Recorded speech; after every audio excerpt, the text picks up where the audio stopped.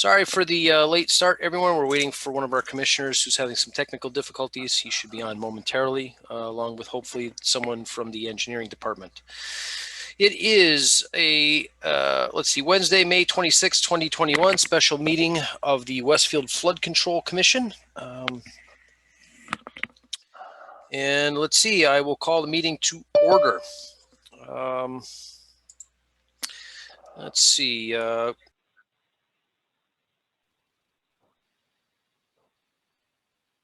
You're muted. Okay, interesting. Did any? Oh. Okay, so where did it cut off? You just called it to order. Okay, meeting called to order. So we are waiting for Mark Goodness, and I see someone else has joined the channel. I'm here. Mark Goodness, perfect. So we have our quorum, and Mark Cressati is not with us. So anyway, roll call. Mark Goodness. Here for a change. No, you're usually here. You had a valid reason for not being here at the last meeting. So Jack Leary. Present. Al Jaguar, present. Casey Bruby is on vacation, so he had told me he would not be here with us this evening. And I have no information from the city engineer, Mark Cressati, at this point as to whether he or a representative from engineering will be here. That said, moving on to item 3, public report participation. Do we have anything that the public would like to say in this meeting?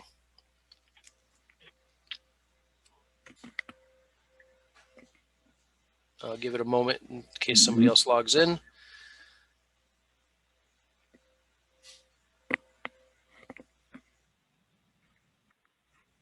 Okay, perfect. Well, if you look at the TV, I got channel 15 now with the sound down to 0. It says Albert Jaguar Jr. on the right side, and it says Kathy Hillman on the left side, and it shows 2 phones, and it says WCPC 15, and that's it. And now there's some words coming up there. Right, I can see that on my screen as well, Jack. I didn't know if there was anyone in the waiting room. I wanted to give them a chance. So, I know I fielded a few emails recently from members of the public, and I didn't know if anyone was going to try to jump into the meeting. So, but seeing none, if we could have a motion to close the item 3. So moved. Do we have a second? Okay. Any further discussion? Do we have to vote? Hearing no further discussion, roll call vote. Jack Leary. Yes. Mark Goodness. Yes. Al Jaguar, yes. Motion carries. Moving on to item number 4, report from City Engineer Mark Cressati. Without Mark, that kind of puts a big nail in a lot of the items that we have to discuss because we need a report from him on these items. We can move that to a later part of our meeting when he comes on. Hopefully. So there's no report from the city engineer at this time. Item 5, we will move past as DPW Casey Bruby is not with us this evening, and I explained why already. Item 6, report from Westfield Emergency Management, Steve McLeb. Steve, unfortunately, he's not going to be able to be with us this evening either. I put him on the agenda as he does try to make our meetings when he can.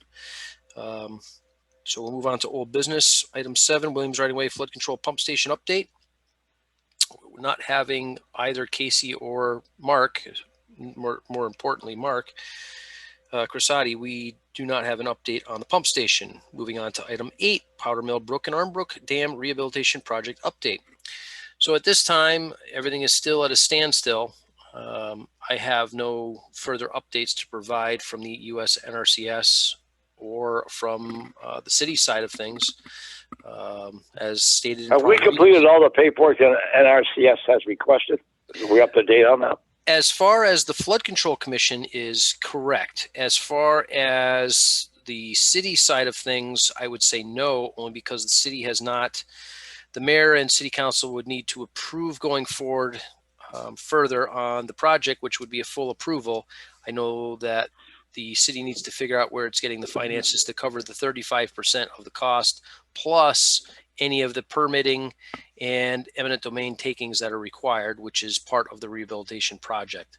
So until that stuff is sorted out by the mayor and city council, and they there is plenty of time for them to do that, nothing can happen. So essentially, the city would needs to tell the NRCS at this point that they want to proceed.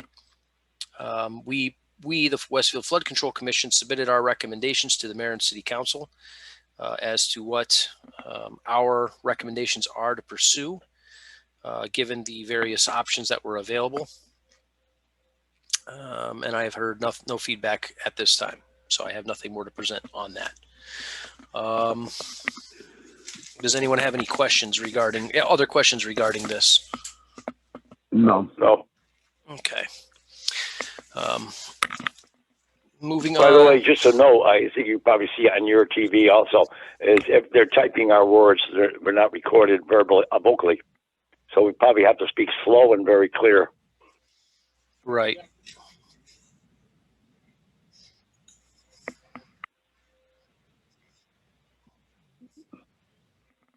Oh, okay. Okay. Ah, okay. Okay.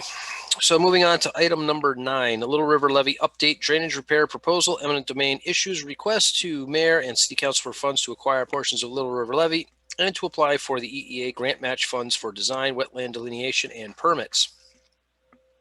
So, and this does not include our NOI portion. This is just other matters. So at this time, I have had no feedback from the mayor on our requests for the $120,000 to acquire the 6 parcels of Little River Levy that we do not own and need to obtain in order to make the levy whole. I have no feedback or report from the mayor's office on the $17,500 that we requested to cover the cost of the EEA grant match funds, should it be approved by the EEA, which would be was it 75-25? No, it was 80-20, I believe, was the cost share. 20% city cost, 80% state cost for the engineering studies, wetland delineation, and permitting required to get the project ready to move forward on the drainage conduit repairs needed at Little River Levy. So again, the 2 drainage conduits at Little River Levy are heavily deteriorated and failing, and water can freely flow through in either direction of those 2 conduits. So water from the river can flow into the city, which it's not supposed to, and water can flow out, which it is designed to do. So in effect, the flood control measures that are in place to prevent the river from flooding through into the city through those conduits is not effective at this time, because the drainage conduits are heavily corroded at the bottom and water freely passes and bypasses the flood prevention gates.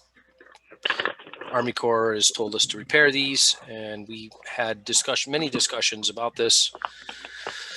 And our first step was to acquire the parcels so we can initiate the first phase, because we do not own portions of the levy. And in order to make the repairs, we have to own the property, and we should own the property based on the local cooperation agreement that the city entered into in 1983.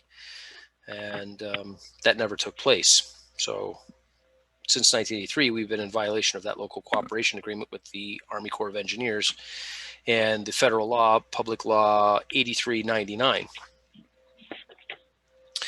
But that's only applicable for the 550 feet, not the whole 2,500 feet. Exactly. And then that's what I was just going to say, Jack. So. I'm sorry. Yep. No, that's okay. That was the 1983 repair. So that's the long and short of that.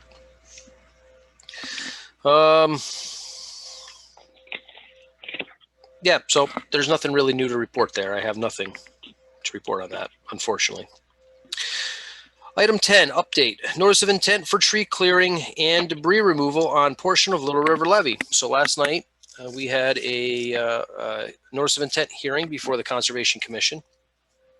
And the Tie and Bond, who we had contracted with to do the notice of intent, had presented the notice of intent to the Conservation Commission. There was a lot of discussion about what we were looking to do, why we need to do it. The time bond engineer spoke to it. Jack Leary spoke to it, and I spoke to it. There was questions asked about removal of trees and equipment in the river, potentially, how the debris would be removed, who was doing the removal, what kind of equipment was being utilized. And based on conversations with our contractor, who we currently have contract to do our mowing and grooming on all of the flood control infrastructure, Ed Lubelzik and Son, they were going to be using a tracked vehicle to remove as much of the debris from the outfalls of the levee as possible. They didn't believe they could get all of it, but they could get a good portion of what the most concerning debris was. It's all logs and smaller branches and whatnot that's been piling up in front of the outfalls. And removal of 7 trees that we identified previously, along with removal of some brush and materials from the surface of the levee between the drainage conduits / riprap and the 7 trees, southeastward to Ponders Hollow Road. During the notice of intent hearing, the tie and bond engineer described what we were looking to do, and it became apparent to myself and I believe Jack that what we had asked for was not necessarily what was being presented to the Conservation Commission. So, well, added to that, and there are a lot of things going on that surprised me. Like they asked for a document that would tell the work of maintenance on the area. right. And that was supposed to be part of the NOI. And I didn't really get a clear understanding that was presented. So, well, right, Jack, but hold on one second, please. So what was authorized by, and this is in conversation with the City Conservation Commission, our coordinator, Meredith Borenstein. She had sent me an email earlier and follow-up conversation that actually just before this meeting was supposed to begin, I was actually in a brief conversation with her that we are only allowed I was also, by the way. I'm sorry, earlier. Jack. Earlier okay. Today, right. I had a long conversation with Meredith. Right. So clarifying that there is a strip of the levee from Ponders Hollow Road to the riprap and the 7 trees that vegetation management will only be allowed in that zone, this narrow zone that was prepared in the NOI. And they're permitted to be cut, but we cannot stump, which is what we already were aware of. Army Corps of Engineers it told us that we could not remove the stumps. And the reason for this is that it requires a lot of environmental permitting at the federal level through Army Corps, through additional federal agencies. And there's also the state and local environmental impacts and permitting that's required. So it's not a very simple, just go in and cut trees and remove stumps. It's very involved, and we cannot do costly, but we cannot do any work on the levee without permission from Army Corps as it is. And Army Corps gave us very stringent guidelines to follow for the work that was going to be allowed. And of course, then we had to present a notice of intent to the Conservation Commission and to the state. And what was presented, and this is partially my fault, I was not, I guess, observant enough to notice that an area that they had highlighted was the area that was what there were, I don't know how to put this. They highlighted an area in figure 3 of the notice of intent that I believed was a focus area for environmental concern, not for the clearing. So that narrow strip, which is the crest of the levee and down to the toe of the levee on the riverside, is what was identified in the notice of intent to be cleared of trees to ground level and brush and removal of woody debris. The other portion was identified or misidentified as having no debris, but there is trees and brush and debris, and it is what it is at this point.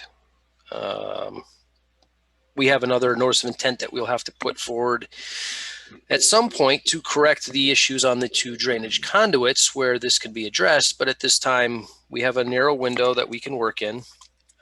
Conservation is going to be, I was told that the Conservation Commission will, or the coordinator, I should say, Meredith Bornstein, will be submitting to us an approval and the conditions thereof.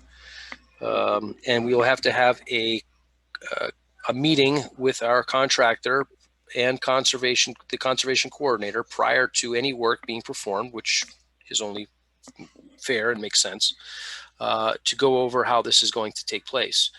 So we have a very narrow window of an area to work in to do some of what we would like to do within our budget and within the guidelines presented to us. So it's better than nothing. Are the 7 trees included in that, Al? That is what was discussed last night, and I believe they were approved. That's my understanding. Yes, I believe they were. 2 things were definitely understood and approved: the removal of the 7 trees, correct, and the accumulation of tree debris at the outlet. Debris at the outfall. Of the outfall. Correct. What was really not clearly defined and cleared, and I don't know if it's totally approved, was the other part, which is the brush and the other stuff on the riprap further down. No. Hold on 1 second, gentlemen. So, in conversation with Meredith, our notice of intent outlined vegetation management in Figure 3 in that area that I was speaking about just a moment ago.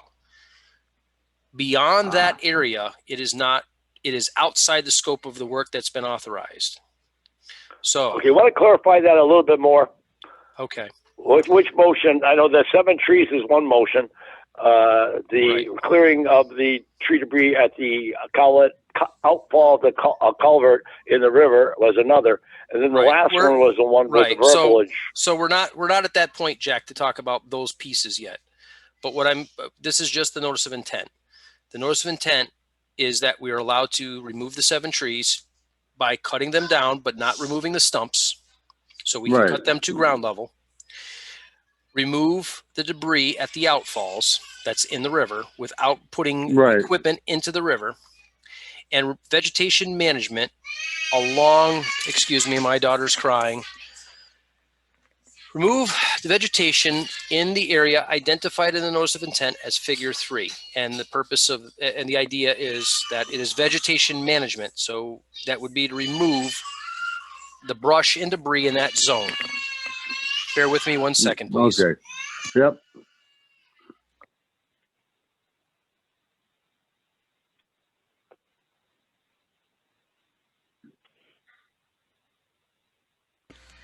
Okay, sorry about that.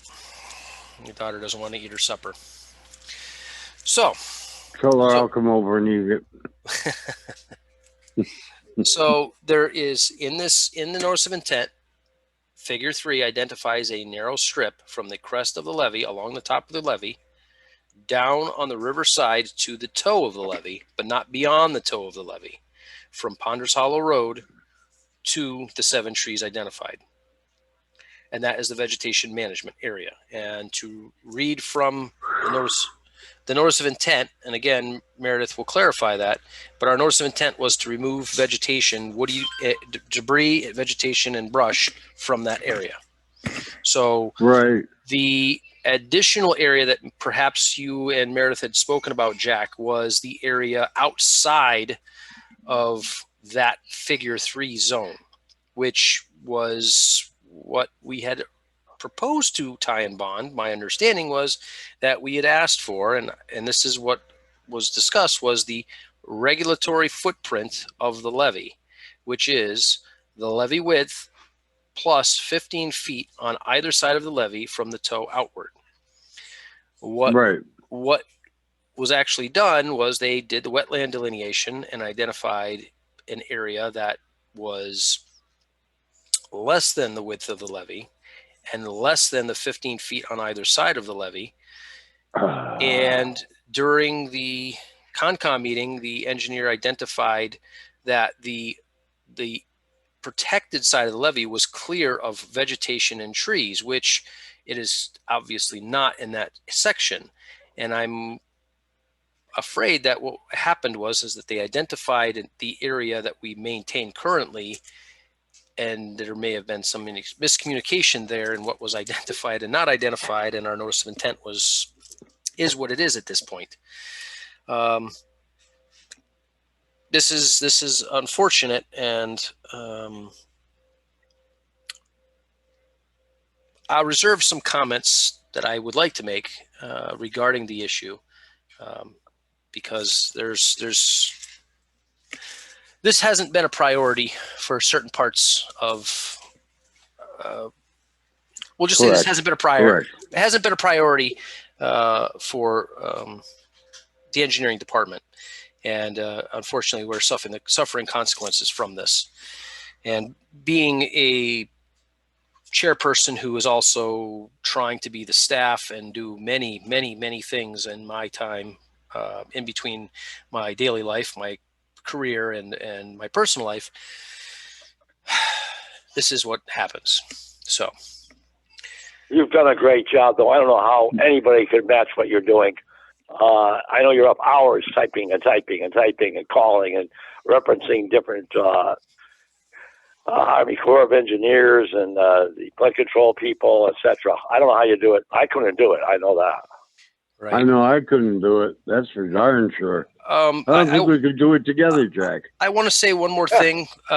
We may have a problem in a few moments. I've just noticed that it's gotten considerably dark outside. Apparently, we have a very large storm moving in right now. So if we lose power, we will, or internet like we did in our last meeting, we will resume as soon as the internet is restored, or if we have to, if there's a longer outage, more than 5 to 10 minutes, obviously we will try to reschedule as soon as possible for another day.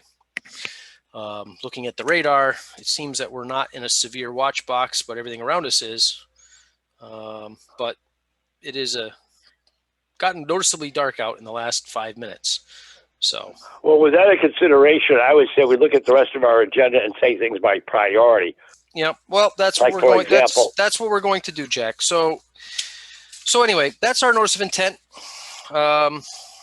It just goes like everything else that we're trying to do. It just is. We manage with what we have, I guess. So moving on to item 11, Flood Control Commission budget. At this time, I have no information to provide on our budget. I have had no further information as to where our budget is or where it's going. And I know we're not alone in the city on this.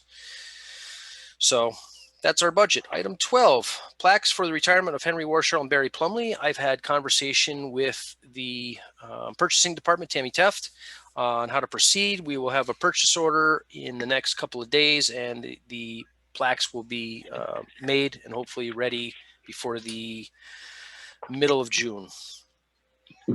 Moving on, paper and ink supplies expense. So I don't have the number. I have to, again, this through Tammy Teft. Tammy Teft is going to allow the expense, one-time expense reimbursement to myself for ink and supplies. And we're going to try to work around the future, or work through the future, to get the supplies through WB Mason, which is how the city typically orders supplies.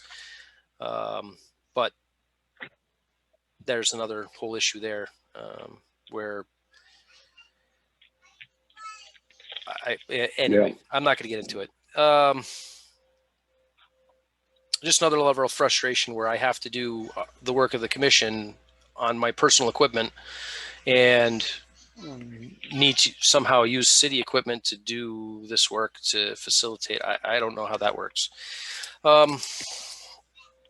mean, I don't mind, and I haven't had an issue since 2013, well, 2012, of printing out all the materials, but we're at the point now where there's so much that we have to print out on a daily basis regarding all of the flood control work that it's becoming expensive, rather expensive for me personally. And time consuming. And time consuming, correct. And that is also why, we've had have a request for a part-time staff member. We really need to have a full-time person for flood control, but we'll take what we can get. But I don't even know if we're going to get that. Moving on, item 14, motions relative to removal of 7 trees and brush from Little River Levee. So here we go, Jack. So based on our notice of intent, which is going to be approved, I don't have the details for Meredith just yet. I know Meredith, it only got approved last night. Meredith is quite busy with many things going on at this time.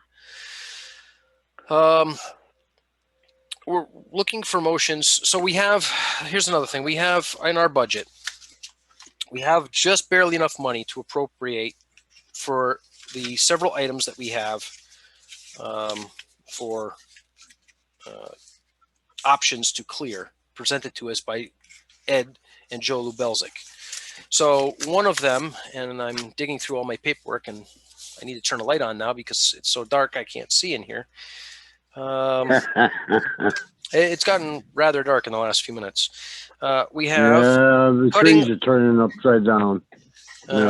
We have an option for $3,000, mulching, grinding brush, and small trees on Little River Levee from riprap to road on one side, from road to parking opening on other side, $3,000.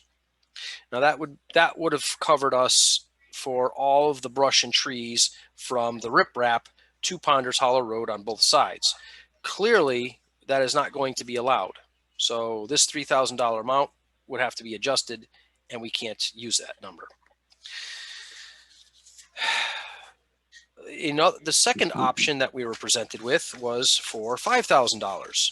And this would be to just cut the 7 unmarked trees and remove wood from the Little River Levee's outfalls. So that would do 2 things for $5,000. That would cut the 7 trees that we've marked, and that would remove the woody debris as much as they could, feasibly and reasonably and safely, from the outfalls at Little River Levee. So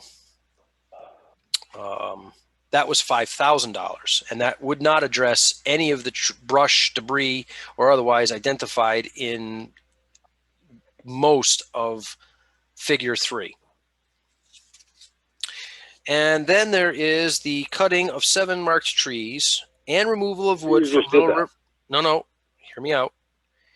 This is option 3, cutting of 7 marked trees and removal of wood from Little River Levee, and cleaning out the discharge area of the 2 drain pipes that are under Little River Levee. So this would be to cut the 7 trees down, remove the dead trees and debris and brush on Little River Levee in that zone, and remove the debris from the outfalls. And that would be for $5,500, if that makes sense to everybody. Well, that $5,500 is both the 7 trees and the debris from the river. It's the 7 trees, the debris from the river, and the woody debris that is on the levee in that zone. That's the between the riprap. $5,500. Correct. That's between the riprap and Ponders Hollow Road in that Figure 3 area that was identified in our notice of intent. Mm-hmm. That would be for all 3 pieces of the work we had asked Joe Lubelzik for, $5,500. That's a good price. Correct. Now, I believe there may be an additional cost, and that I'm not 100% on this if Joe Lubelzik had included it. I know we discussed it, but there might be an additional cost of purchasing the wattles. Now, the wattles are an erosion control that is being required by Conscom, and it should be required anyway for any work in the flood area. I believe Joe Lubelzik did include those wattles in this amount, but I'm not 100% clear on that. So I know when we were talking with them once when we were there together, he did talk about what was going to be the technique for doing the erosion controls, and wattles were brought up, and you were doing a long discussion where you get them and how they worked, et cetera, et cetera. So I think that is an understanding that he had. Right. Keyword link. Yes. So but I'm not 100%. The other thing that we are being required to do, and it is not part of this, is seeding. So we need to, and this is a requirement both by Army Corps. This is also required in our notice of intent by the Conservation Commission, and it's just best practices for flood control that we need to seed the area.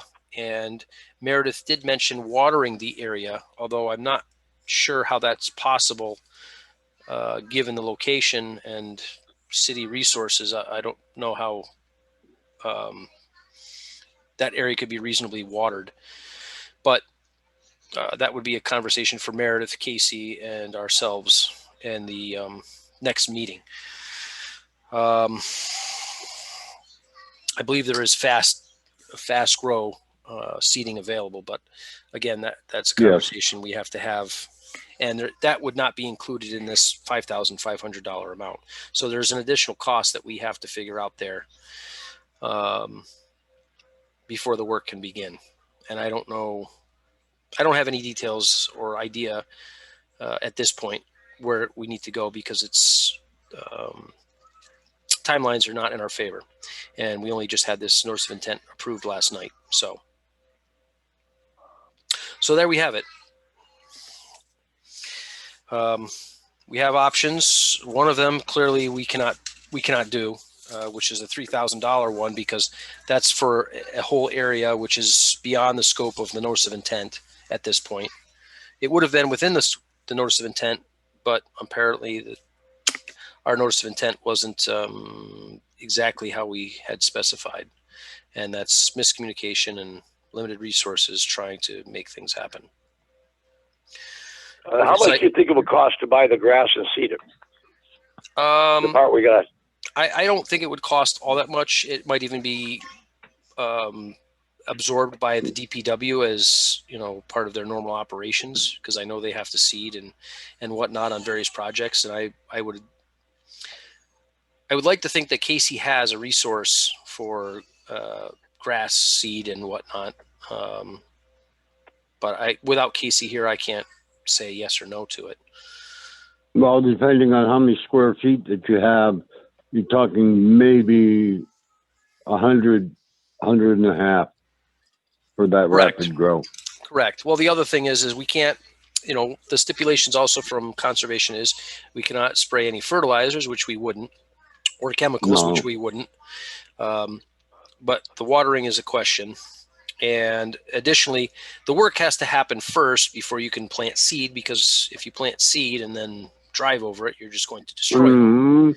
So that would happen after, and I would say that the grass seeding would probably take place into our next fiscal year.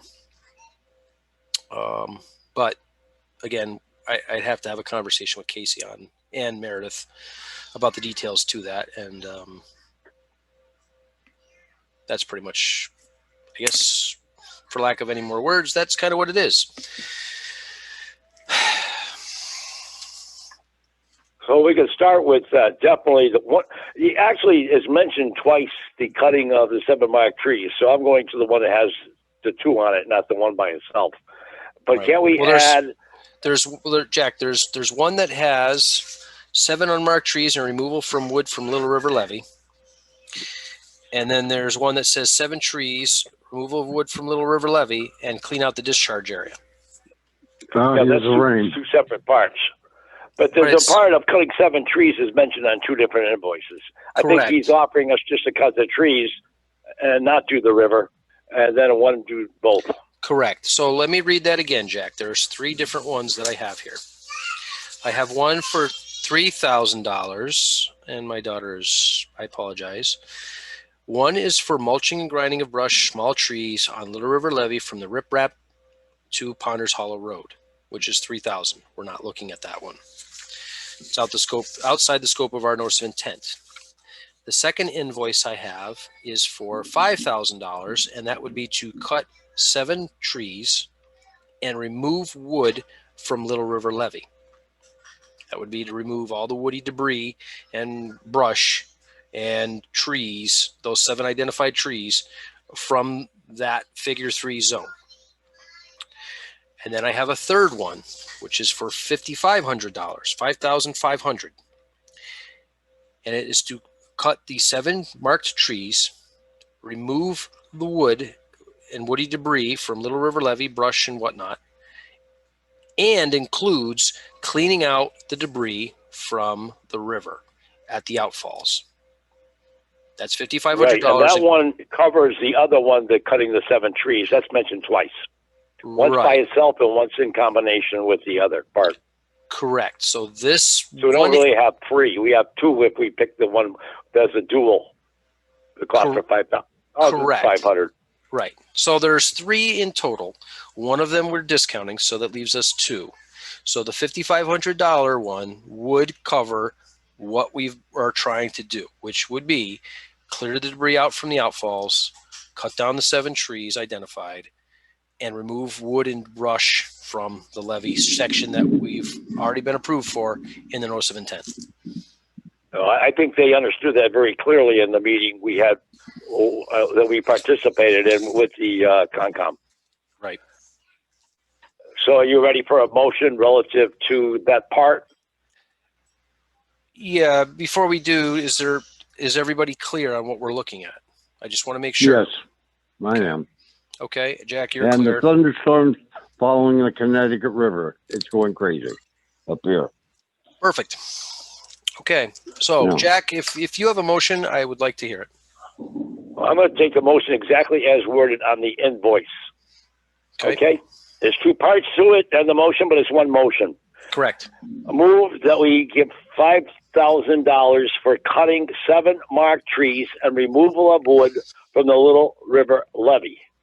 And part B of that is we clean out the discharge area of the 2 drain pipes that are under the Little River Levee for $500, for a grand total of those 2 parts to be $5,500. Okay.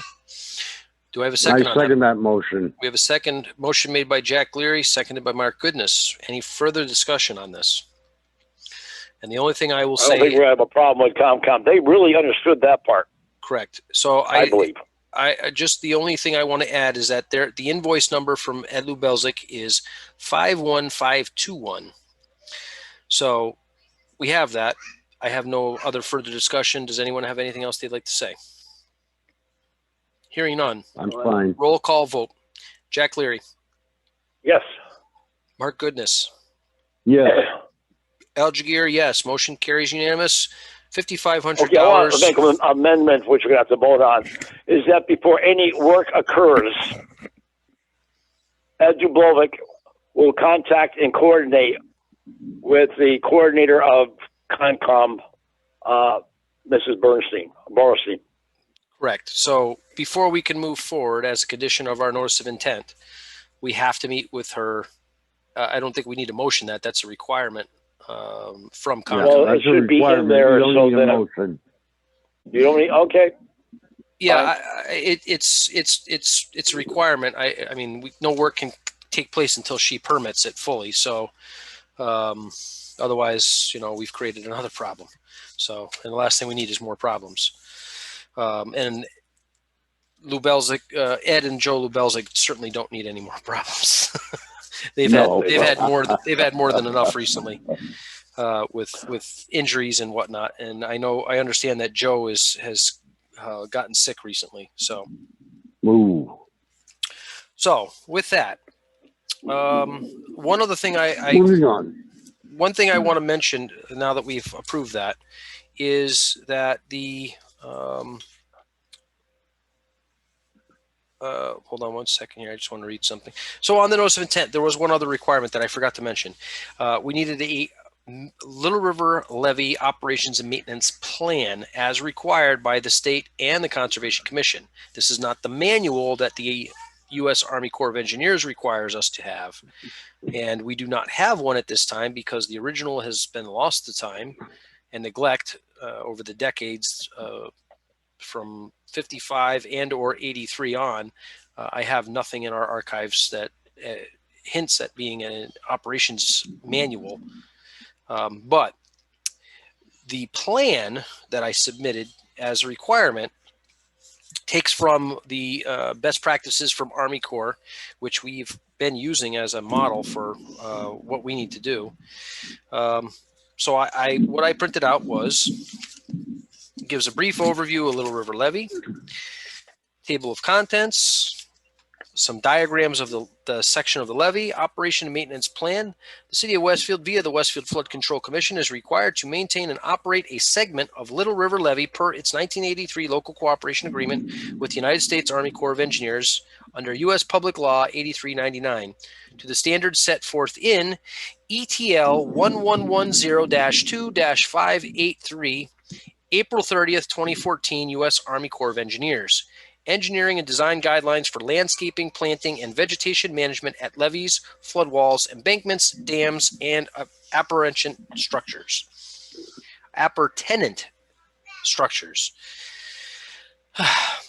Due to the historic lack of maintenance, deteriorations of the levee structure, and the lack of a U.S. Army Corps of Engineer approved O&M manual, the Westfield Flood Control Commission's operation and maintenance plan shall include the following until such time that funding and more substantial repairs can afford the feasibility of a proper O&M manual.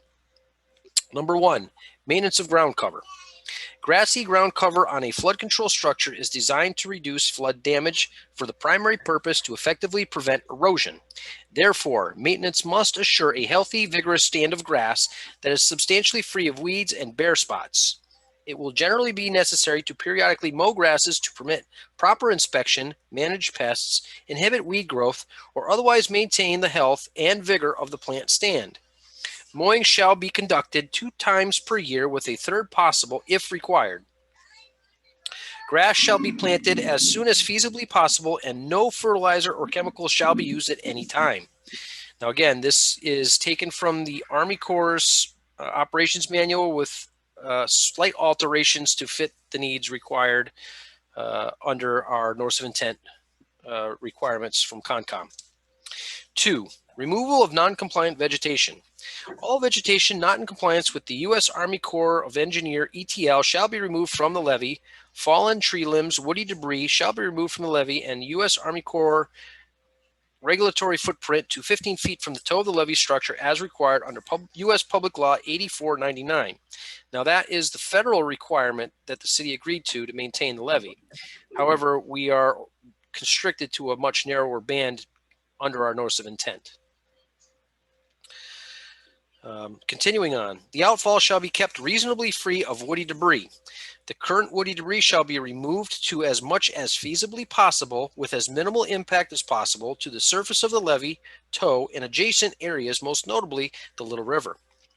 Erosion control shall be utilized in the form of staked wattles. No motorized equipment shall be entering the water save for the grappling arm, chain, or claw, or other such means as needed to grasp and pull said debris from the river. It should be noted that a detailed removal plan is required to be submitted to the local U.S. Army Corps of Engineer District Levee Safety Manager for review and comment before removal of vegetation can begin. Current authorization by U.S. Army Corps of Engineer includes that trees be cut at ground level and root structures shall not be removed or excavated at this time. No further work shall be conducted without consultations of and approval by the U.S. Army Corps of Engineers and other appropriate local and state agencies. And that would include the Massachusetts DCR, other federal agencies such as U.S. Fish and Wildlife, and our own Westfield Flood Conservation Commission. We are required to obtain the required environmental permits, including Corps of Engineer 404 permits, before conducting more in-depth repair work upon the levee. Mechanized land clearing below the plane of the ordinary high water mark, which would be down by the water line, is defined in 33 CFR Part 328.3E, which is a federal law that basically forbids us to do anything without these permits down in that along the water line. Endangered or threatened species and or removal of their critical habitat vegetation of any kind requires clearance through the U.S. Fish and Wildlife Service and or the National Marine Fisheries Service under the Endangered Species Act. So again, there was some question from the Conservation Commission about the environmental impacts, and Army Corps has a very extensive environmental concern or regard for the environmental concerns, and we are held to that standard under the requirements from Army Corps. So, in multiple ways, there's prevention of damage to the wildlife and the river area. So, there is the description of the levee and the tow and the area that's required by Army Corps to be cleared. But again, we are restricted to less than that area based on our notice of intent. Then I go on to note the Little River general information about the Westfield River watershed, Little River itself, Cobble Mountain Reservoir holding 22.8 billion gallons of water, Borden Brook Reservoir holding 2.5 billion gallons of water, Granville Reservoir holding 1.5 million gallons of water. And again, I'll stress Cobble Mountain Reservoir 22.8 billion versus the much smaller Granville Reservoir, which is 1.5 million gallons of water. Also, I state in there, during a significant flood, it can be expected that emergency releases of water from the above reservoirs will be necessary to prevent failure of those dams. A failure of any would result in a catastrophic flooding and large loss of life in Westfield and municipalities downstream. The emergency releases will create an abnormally high flow in Little River and its tributary Munn Brook, not accounted for in the FEMA flood maps. Such releases resulted in significant flooding in along Little River in 1955 and resulted in the construction of the Little River Levee. It is imperative to the Westfield Flood Control Commission that the Little River Levee be repaired and rehabilitated to meet U.S. Army Corps of Engineers standards.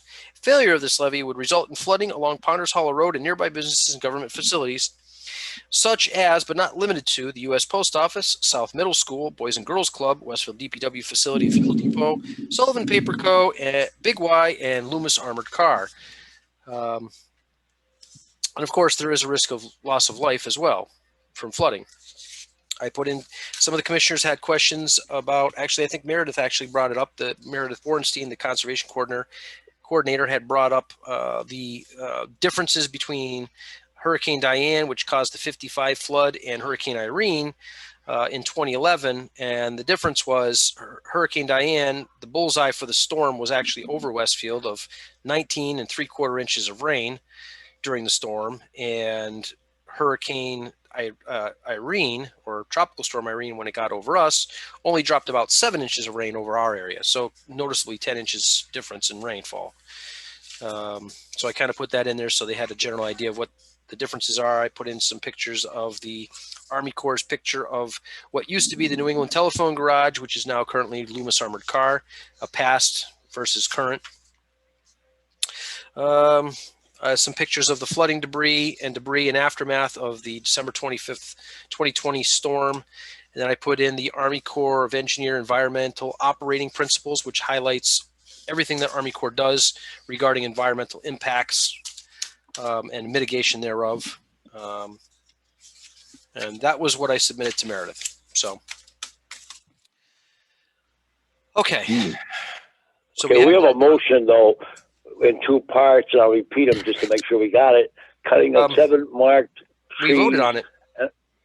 We didn't take a roll call vote on it. Yeah, we did. Yeah, we did. Yeah, we voted on it, did. Jack. Oh, okay. Yeah, no, we voted on it. Okay.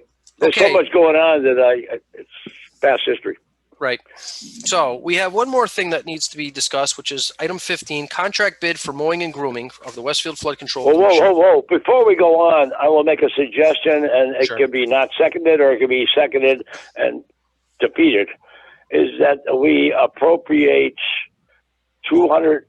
up to $200, but not to exceed $200 for the purchase and spreading of grass seed and maintenance thereof as required by Concom. We have the 200 because we're not doing the 3,000.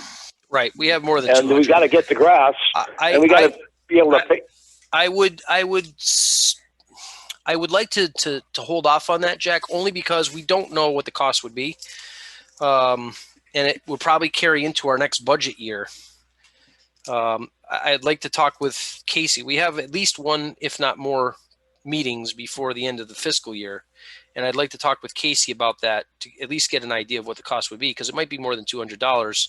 And if we're watering the grass as required by Concom, Meredith said that we should be watering the grass.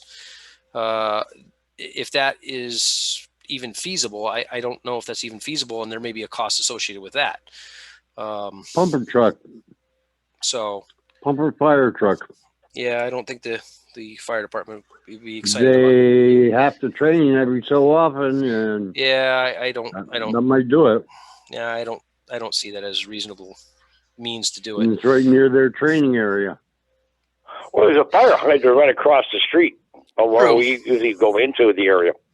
True, but I mean, does Yeah. the city have a sprinkler system to hook I to a don't fire know. hose? Yeah, that's what I mean. These are all little things that we need to talk to Casey and kind of get a better idea of, and Meredith, and get a better idea of what is feasible and what is expected. You know, and again, the cost of the grass seed might be more than 200, might be less. I know grass seed. I said not to exceed. Right, Yeah.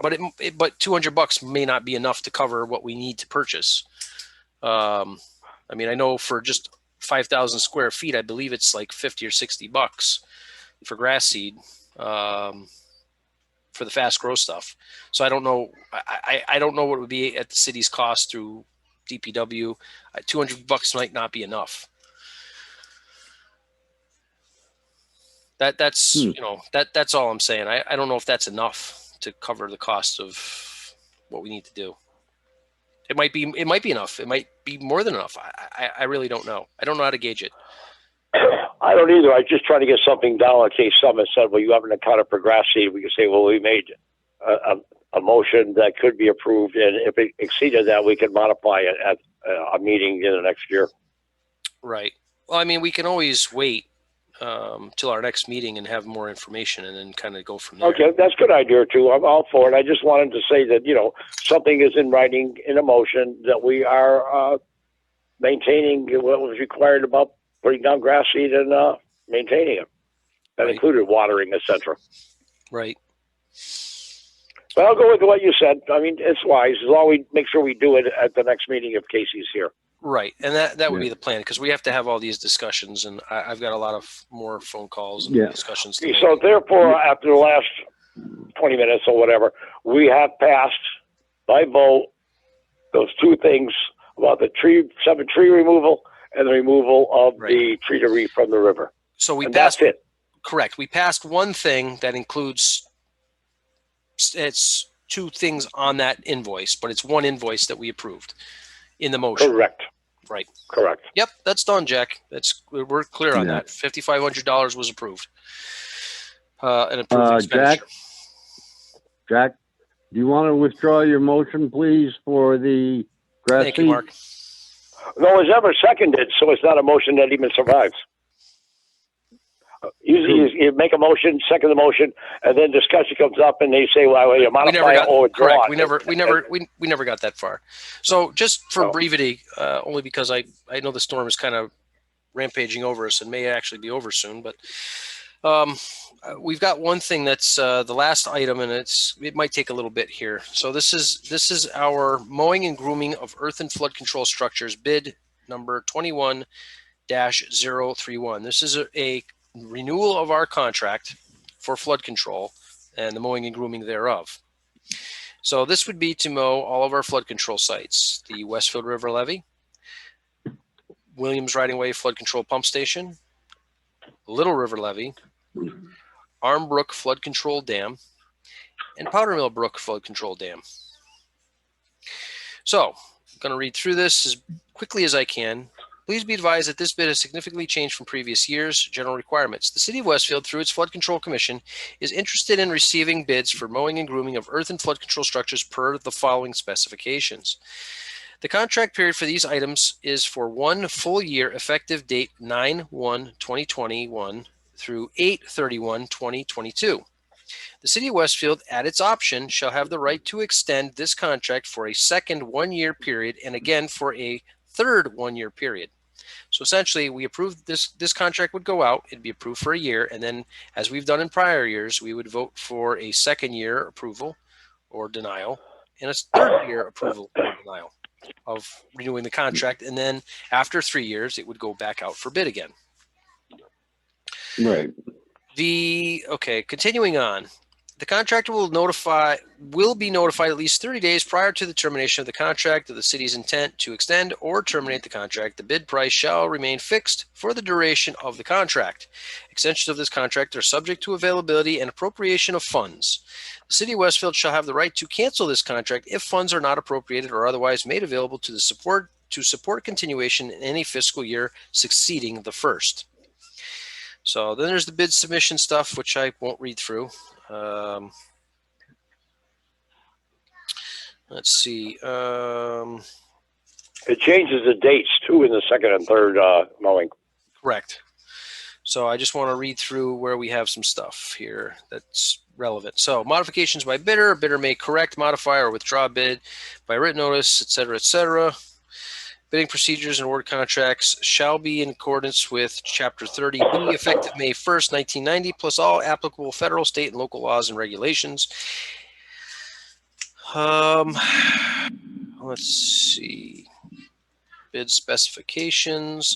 The City of Westfield requests that the bid include separate line items for each of the separate project sections of the dams, dikes, and floodway described within and for 1, 2, or 3 mowings. Award will be made to the lowest responsive and responsible contractor, and the City of Westfield reserves the right to award contracts that will be in the best interest for the City of Westfield. The City of Westfield expects to award one contract for all work. The City of Westfield Purchasing Department, in conjunction with the Flood Control Commission, will determine the winning bid. The work described shall commence after awarding of the contract and the issuance of a purchase order. It is expected that all work will be done as follows. If only one mowing is contracted for, the work shall be done in September and or October. A second mowing, if approved, will have the first mowing in late July and or August and the second mowing in October. A third mowing, if approved, will be in May and or early June of this next calendar year. Depending on available funding, one or more of the project sections or second or third mowings may not be awarded. A separate purchase order will be issued for the second and for the third mowings if money is appropriated for those mowings. Even if funding is available for a second and or third mowing, it will not be authorized if the previous mowings have not been completed to the satisfaction of the Flood Control Commission. Second and third mowings are not a guarantee. It says Flood Commission. It says Flood Commission is only estimating that they will be able to do 3 mowings. Schedules will be discussed prior to August 1st, 2021. In the preceding years, schedule for fiscal year 22 will be discussed as soon as award is made. The contractor shall provide all equipment, labor, and fuel for this project and shall be properly insured. See insurance requirements at the end of the bid. Please provide on the attached sheet a full list of all equipment that you intend to use in the performance of this contract. Any power equipment to be used for this project must be suitable for operating on slopes involved and for cutting growth involved. The design slope of the dams is 3-to-1.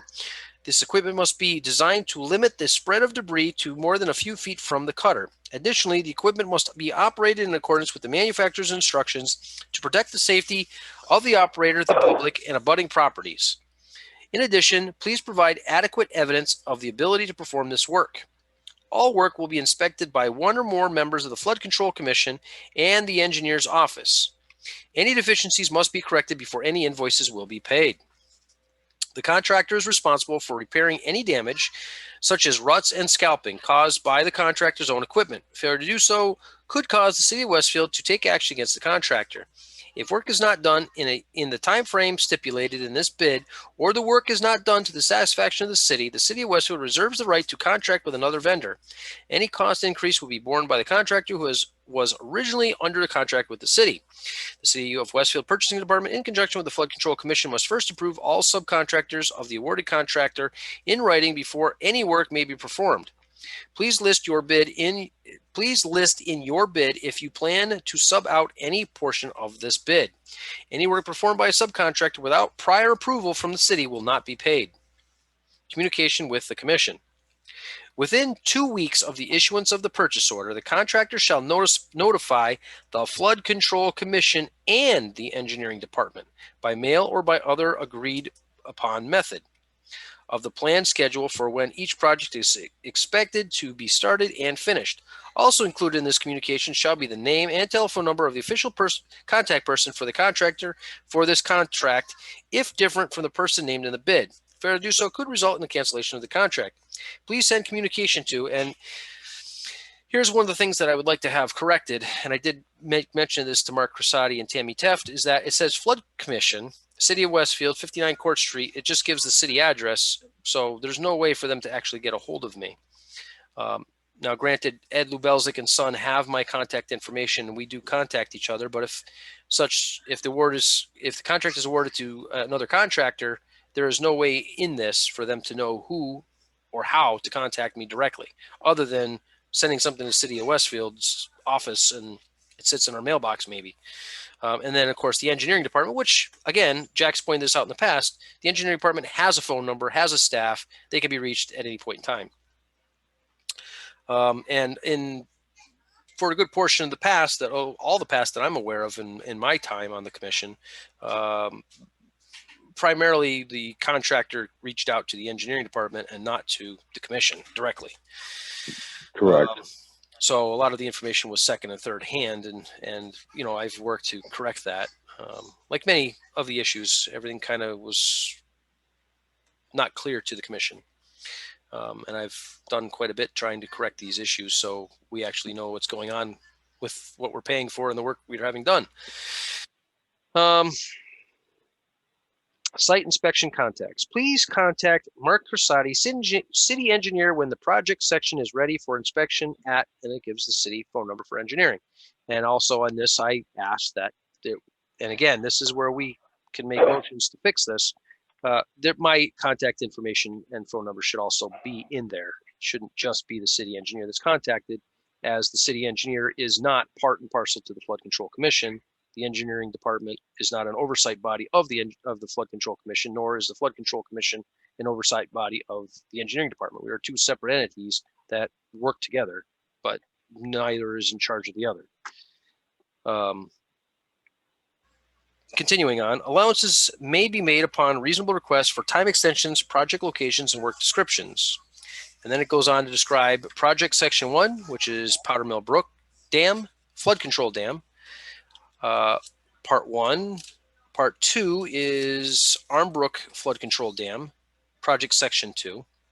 Part 3 is Little River Dike, which I also made a mention to Mark that this needs to be corrected, and it shouldn't be called Little River Dike. It should be called Little River Levy, which is the Federal Army Corps of Engineer recognized name for it. It used to be called Little River Dike, but given the times that we're in, that's not politically correct. It's not really politically correct, but it's also not proper terminology for the levy. Right. So it is recognized federally as Little River Levy, and that should be amended to reflect that name. Then it goes on to Part 4, Westfield River Dike, which again is not recognized as Westfield River Dike. It's recognized officially as the Westfield River Levy in all federal and state recognition. Moving on, project section 4 is on the Westfield River Levy from the eastern end of the levy. And again, it uses the term dike, and where the term dike is in here, it should be changed to levy. But it says from the eastern end of the dike, beginning at the pump station on Williams Riding Way off Meadow Street to a point opposite the end of Miller Street. This section of the dike has 2 angular faces that need mowing and grooming. The mowing should cut all growth approximately 3 to 6 inches in height. The top, except adjacent to the pump station, is primarily a stone path requiring mowing. So that's for around the Williams Riding Way pump station. Then there is project section 5, which is the Miller Street to the eastern Great River Bridge. So this would be clearing that section of the Westfield River Levy from Miller Street to the eastern, the new Great River Bridge.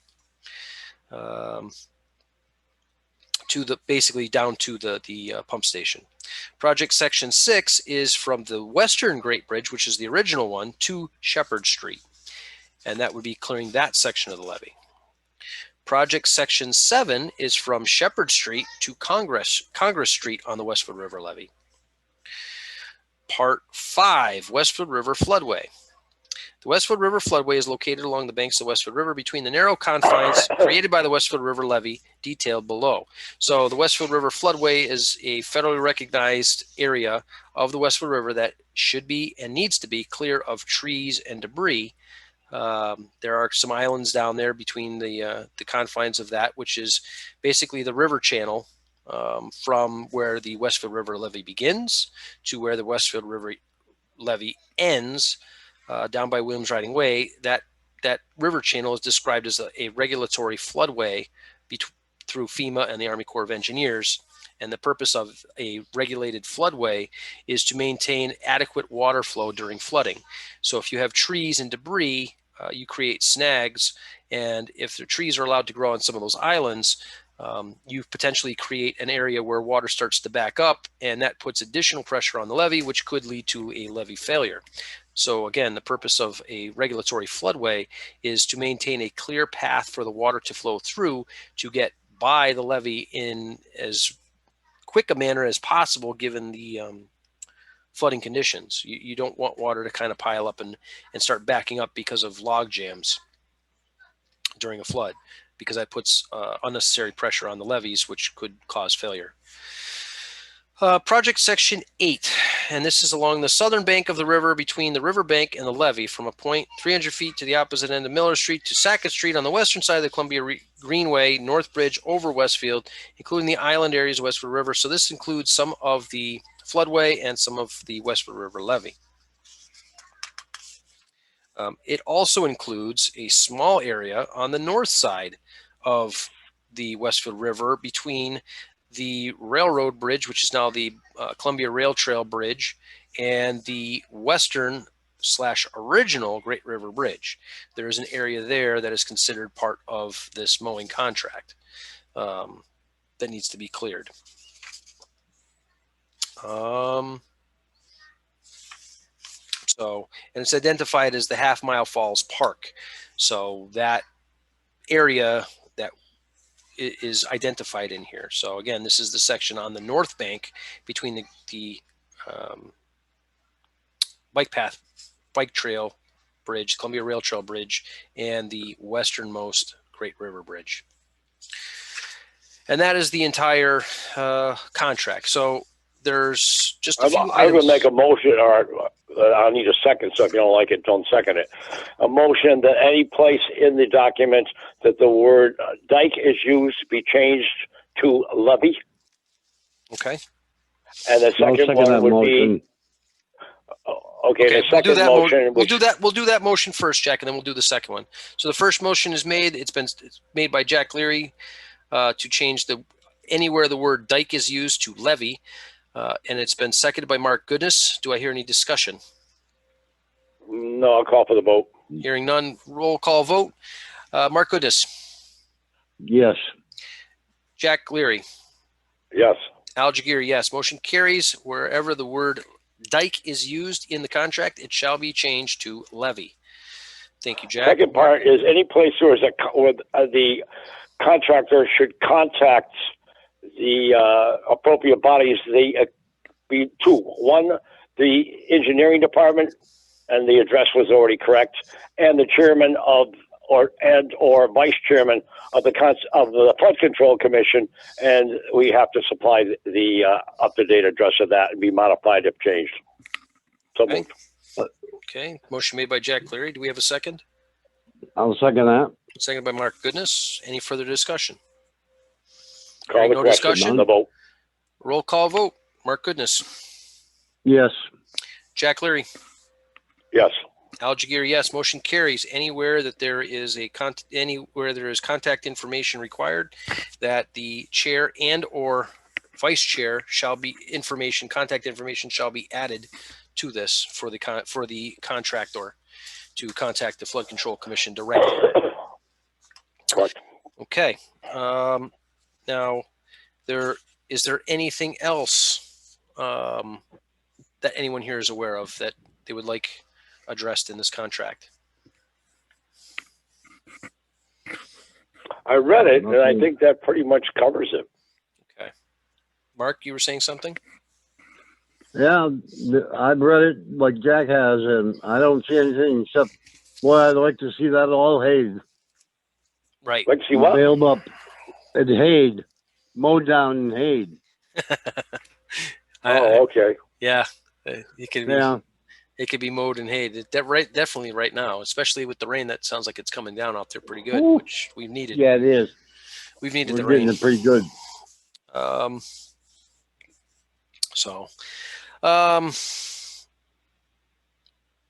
we could modify that and say when appropriate, if it's requiring hay removal, that it should be part of the understanding of the contract. But that would come with only the consent of engineering and the Conservation Commission. Yeah, I think. Well, you don't have to have the motion. If you were worried about it, you could do that. Yeah, no, we don't have to do that because it would be part of the mowing and grooming. One thing that I did see, and I made mention to also, which is the diagrams for Little River Levy, is since we are trying to clear a section of the levee, and ideally we want to clear the entire levee, so this thing can be at least looked at and we can get an idea of what's wrong with it. Because currently with all these trees and blowovers and holes and just the generally dilapidated state of this levee, we need to start chipping away at it, and we're trying to. I had hoped with this notice of intent that we could start adding to this. We could add in this contract that section between the riprap and drainage conduits to Ponders Hollow Road as part of the. I think we got to get Concom's approval of it and the right. So we can't information that they require to be given. I don't think we can do that until no. We do separate work with ComCom and also get a better idea of how much we're doing per year. Right. That's going to fluctuate tremendously. Right. So the cost of doing it wouldn't be that much more, but the problem is that our notice of intent doesn't allow us to do that at this time. So that kind of became a moot point last night when the notice of intent was issued, and correct. The issue was we saw the issue. Again, it is what it is. I did send an email to Steve Sroka mentioning the issue, but the damage is done. There is a thing in that contract when I read it, is that it can be modified up to a certain date. So if something occurred between now and that date, right. I look back at that part of the contract to see if it can be modified. I'm not sure the exact wording, and that can be tricky. Right. So we will have to make modifications anyway, because at some point, again, hoping that we get money appropriated to purchase the 6 parcels and money to make the necessary repairs to those drainage conduits, we're looking at a concrete head wall area. We're looking at the intake side of the drainage pipes, the trash rack that needs to be installed to prevent trees and debris and brush and other stuff from that old canal / drainage ditch. I don't even know what to call it anymore. I guess it's I believe it's being identified as a wetland now. So in the notice of intent, Ty and Bond identified it as a wetland as well. So I don't know if it will be ultimately identified as a wetland area based on. Al? Yes. Question. Sure. The only time that's wet is when there's runoff from a rain. Otherwise, it's dry. Yes, but it has to do with more than just water being there. It has to do with some of the changes that have taken place in that area over time based on the water that kind of. From my experience on being on ComCom, there are 2 things they do when they do an analysis of where the wetland is and wetland marking. One is modulation of the soil, which means the water reacts chemically with the components of the soil, the chemistry of the soil, and makes modifications or changes. And the other is identification of vegetation. There's certain plants and vegetation that are conducive to growth in a wetland. Right. Ah. So if they look and find modulation, you're up the creek. If they find wetland plants, I agree that thing is pretty dry, but the plant may still survive because they do it sometimes. The trashy plants always have the greatest survival rate. Right. Yeah. And I mean, fortunately for us, as far as we can see, there is no wetland plants growing at the intake side of those outfalls. But upstream from that is definitely you've got I forgot what those reeds are called. Do you remember what those? Cattails? No, they're not cattails. It's the invasive one. I It's knew not all the- those 7 years ago. And Yeah, it's it's not the my brain Japanese right knot. now. It's not Japanese knotweed. We have that growing on the other side of the levee, but it's We've got it up at Arnbrook. Phragmites. It's Phragmites. Yes. Yeah. Phragmites is what's growing upstream away from that area. And I say upstream because it's really the only reason why water gets in there is because we have city outfalls from the storm drains that dump into that canal. And as Jack, as you've pointed out, the only reason why we have these two culverts is because that became a drainage point for the city at some point. Right. You know, the thing you got to keep in mind, though, is we have no control over what is identified as a wetland. That is strictly Conservation Commission. Exactly. If you disagree with them, there's a state that you can appeal to. I remember in my 6 or 7 years on the Concom, the local Conservation Commission was only appealed once to the state, and the state backed our local board. Right. That was a contractor was unhappy because we were really trying to hold them to the line. Right. Well, I got to add one last thing, but this storm seems to be it's another storm just got coming in because now it's getting dark out again. But I think at this point we've kind of talked plenty about all these details, unless somebody wants to say one more about the contract. I don't see anything else that we should modify other than the two motions that we've made, which is to change the word dike to levy and to add in the contact information for the chair and vice chair to this contract. So of the Flood Control Commission. Correct, of the Flood Control Commission. So the Flood Control Commission can be contacted directly and not to our mailbox, which doesn't always get looked at because as of right now, I don't even have access. Can't even get in for it now, can you? No, I have no access to City Hall to get our mail. So, okay. I heard it was happening. I didn't know it had actually happened yet. So. Yeah, a couple of days ago. Okay, well, there we go. Was that long ago? Wow. News to me. So we got to approve this as amended, correct? Correct. Yes, we have to approve it as amended. No, we have not. Good point, Jack. We would have closed. Okay, but we would close the meeting without doing that motion that it be approved as amended twice. Correct. Motion made by Jack Leary. Mark Goodness seconded. Any further discussion? Hearing none. A roll call vote. Mark Goodness. Yes. Jack Leary. Yes. Al Jaguar, yes. Motion carries as amended with the two amendments. Sorry, my daughter wants a hug and kiss. It's okay. Go in the kitchen. Go finish eating, please, sweetie. Now be a good girl. Sorry. Don't keep saying eating because I haven't had my supper yet. And you're making me hungry. Oh, trust me, I'm quite hungry myself right now. Hey, Jack, I've got a nice French meat pie waiting for me when we get done. Torture me a little bit. Go ahead.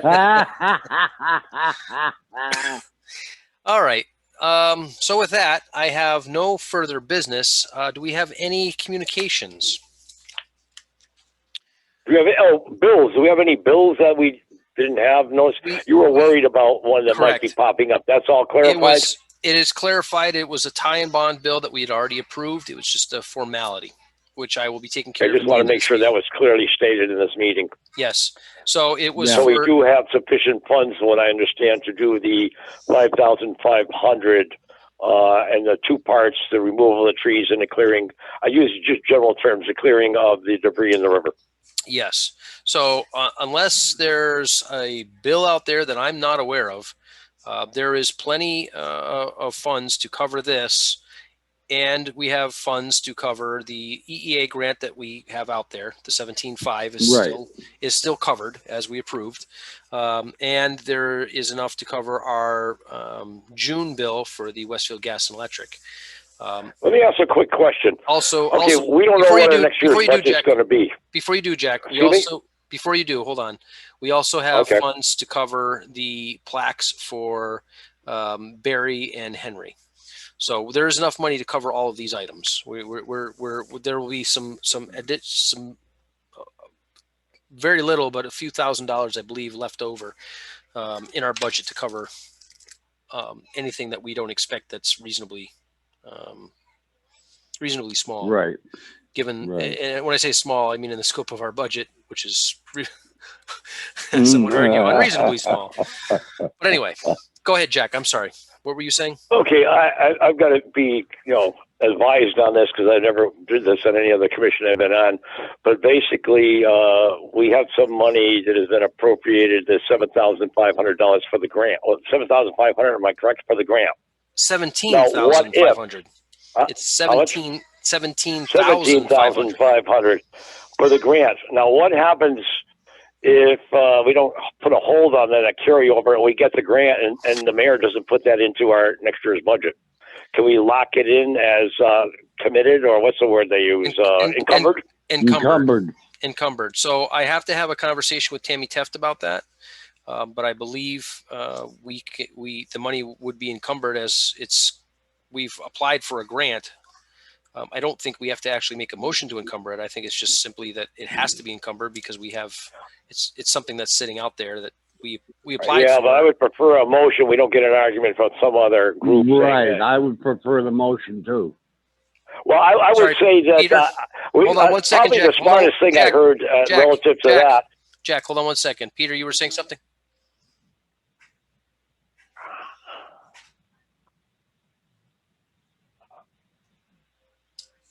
Well, we haven't cut. They won't be cutting recreation and purchase order for that is $7,500 until he gets a grant.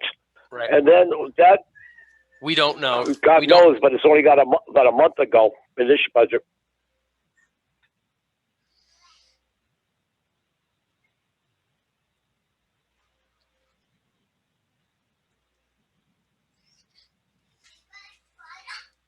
Now, what if we don't get the grant and the mayor doesn't put any money into the next year's budget? Is there any way of encumbering that now?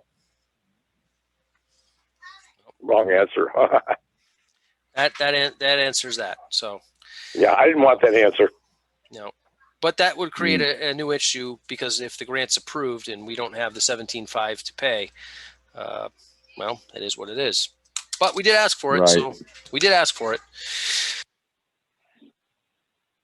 Oh, I fully intend to. I've had a lot of conversations with her in the last couple weeks. Thank you. Okay. Peter. I just want to make sure. Okay. So with that, I'd like to. I have no communications. Does anyone have any observations? All is looking fantastic, along with the pump station. Okay, you kind of spoke over each other. Jack, what were you saying? That's okay. I just had a general comment. Let him get his comment in. Okay.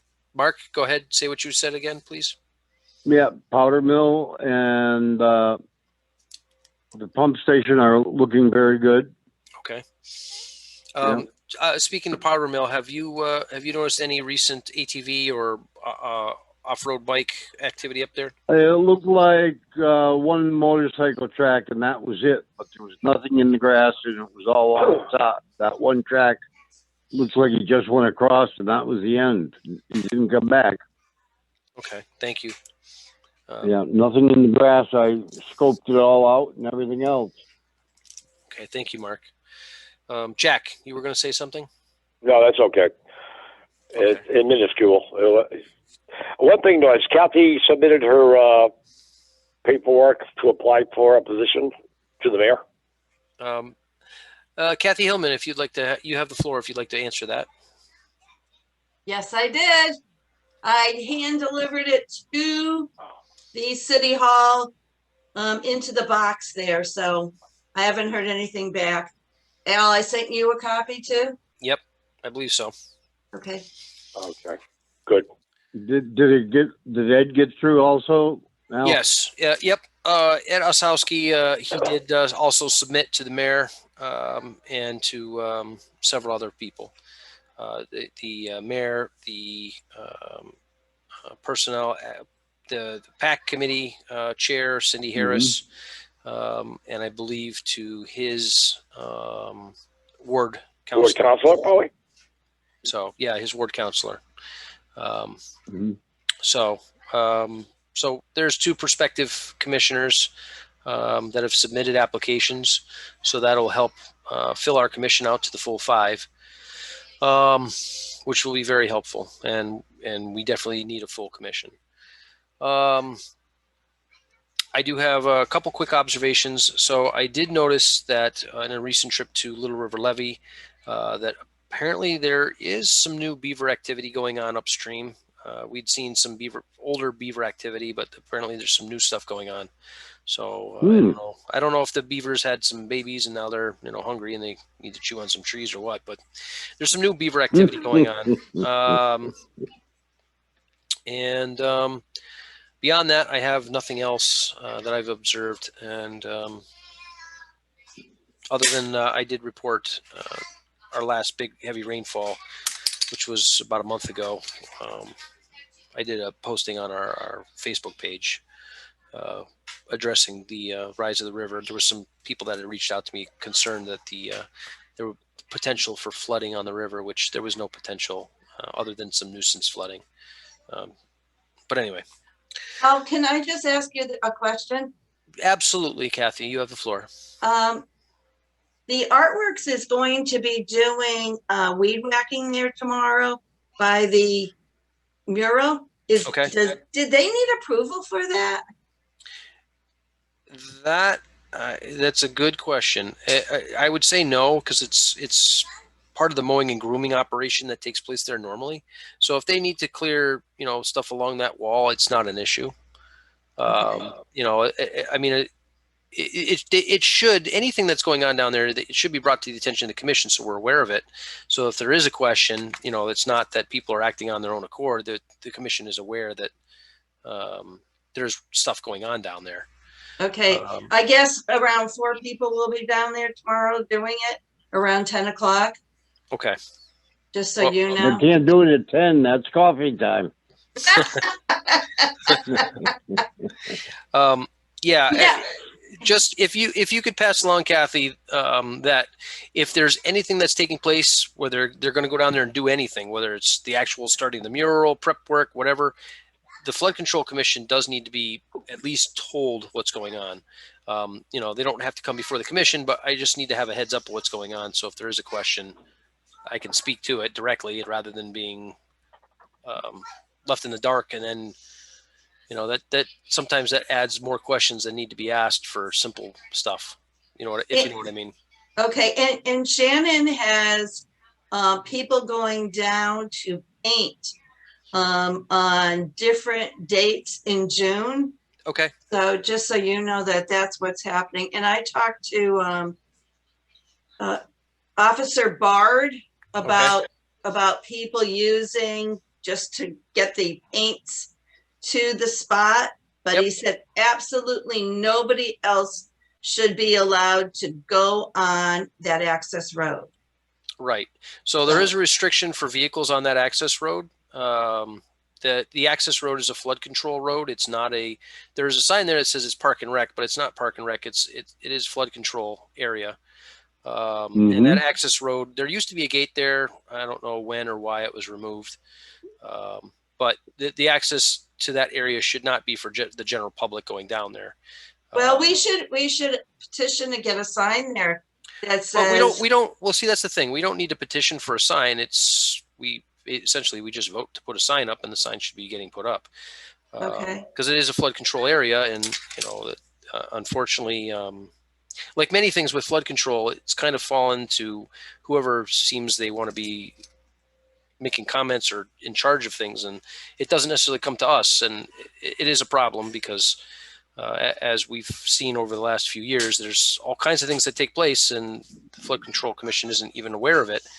And then the questions are raised, and then it's a problem. And from a safety standpoint for flood control, which is paramount to us, obviously, and we do have the authority to order a cease and desist for anything that threatens or impedes or impairs the flood control program of Westfield.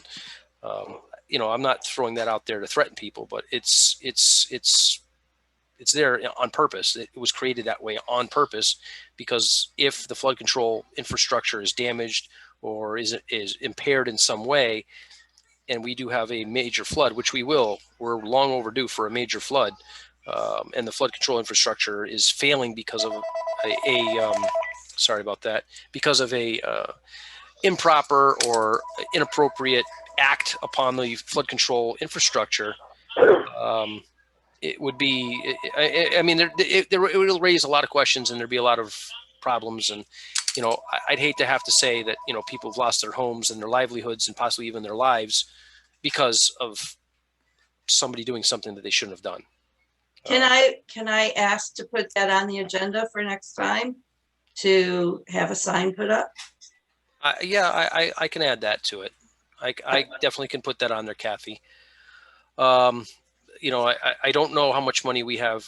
I know we have a general idea we should have enough money to put up signs, but I think that might need more of a more discussion about access and limiting access to that area.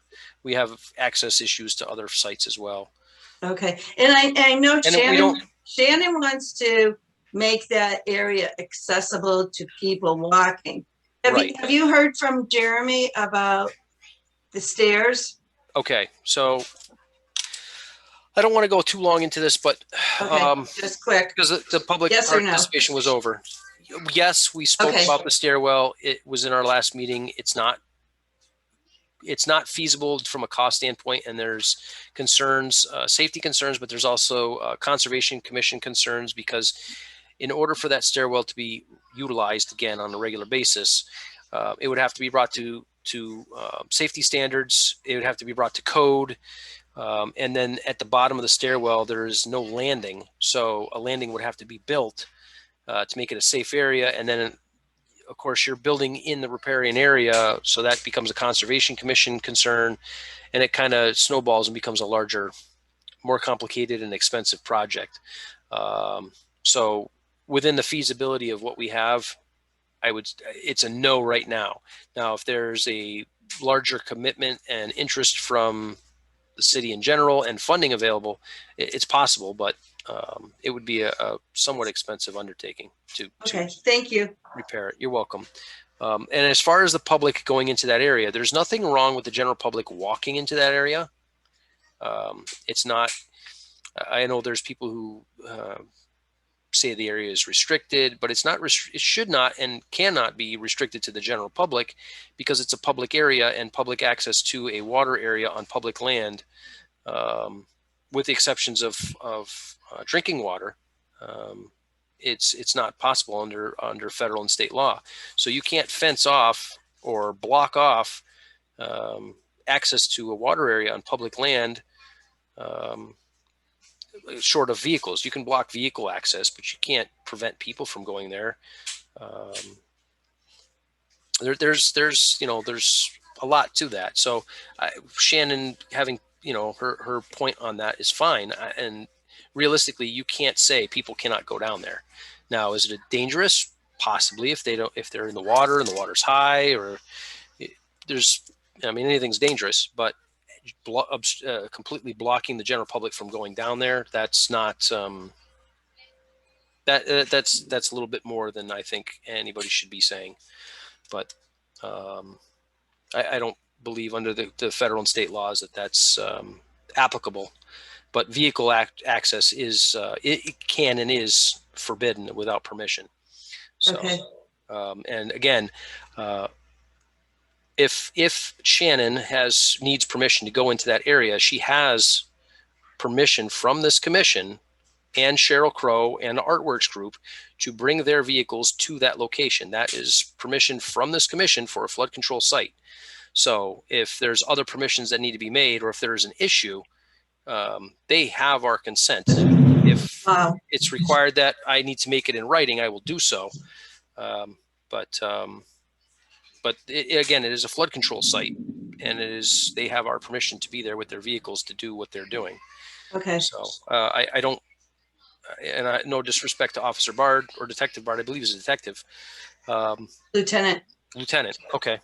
It's been a while since I've seen who was doing what in the police department, but from the flood control perspective, she has permission from a city entity responsible for the property to be there. Okay. So they don't need police department approval to go into an area for that area. Okay, maybe we could just write a letter then saying that, just cover ourselves, cover the Yep. commission, cover her. Well, yeah, I mean, I don't need to cover the commission, but I will definitely write up a letter for the Artworks group to have their vehicles there, but a limitation. But that will have to come in our next meeting because our commission needs to vote on that. Okay. Because there's details to it, I think our commission should discuss that. When is the next meeting then? Our next meeting would be in the middle of June, but I think we're going to have another meeting earlier in June. Okay, because she's as of right now, she has permission to bring her vehicle down there. okay. Any more vehicles than that would have to be something in writing. And The other artist wants to bring her stuff down Okay. because there's two. Right. Okay, sorry. Exactly. Sorry. Exactly. I'm done. So in a prior meeting, we approved one vehicle to be down there. So beyond that, this commission would have to discuss it and vote on it. Thank you. You're welcome. Okay. With that, does anyone have anything else under the for adjournment? Do we have a motion? I don't know if anybody got anything else, but I'm making a motion to adjourn. It's what, 7:45, 7:46 p.m. So moved. Okay. Second. Seconded. No discussion. Roll call vote. Jack Leary. Yes. Al Jageer. Yes. Mark Goodness. Yes. Motion carries. Meeting adjourned at 7:40. I have 7:48 on my clock.